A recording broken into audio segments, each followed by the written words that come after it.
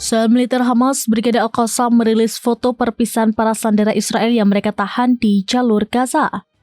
Publikasi tersebut dilakukan bersamaan dengan dimulainya operasi darat besar-besaran yang dilancarkan militer Israel di kota Gaza pada Sabtu 20 September 2025.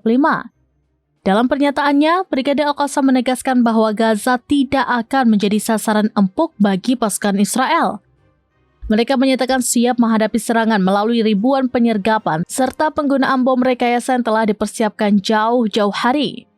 Pimpinan Al-Qassam bahkan memperingatkan bahwa Israel akan menghadapi perang atrisi yang panjang. Mereka juga mengancam akan menambah jumlah sandera jika operasi militer terus diperluas dan korban sipil di Gaza semakin berjatuhan.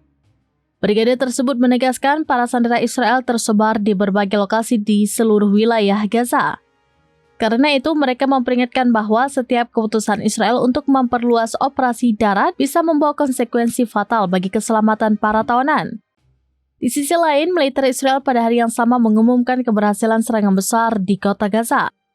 Tentara Israel mengklaim telah menghancurkan jaringan terowongan bawah tanah serta sejumlah struktur pertahanan yang digunakan Hamas. Namun, otoritas kesehatan di Gaza melaporkan bahwa sedikitnya 60 warga Palestina tewas akibat gempuran tersebut. Jumlah korban diyakini masih akan terus bertambah mengingat serangan berlangsung intensif di kawasan padat penduduk. Situasi di jalur Gaza kini kian tegang seiring eskalasi operasi darat Israel dan ancaman balasan dari Brigade Al-Qassam. Kondisi ini memicu kekhawatiran internasional akan terjadinya perang berkepanjangan dengan resiko korban sipil yang semakin tinggi.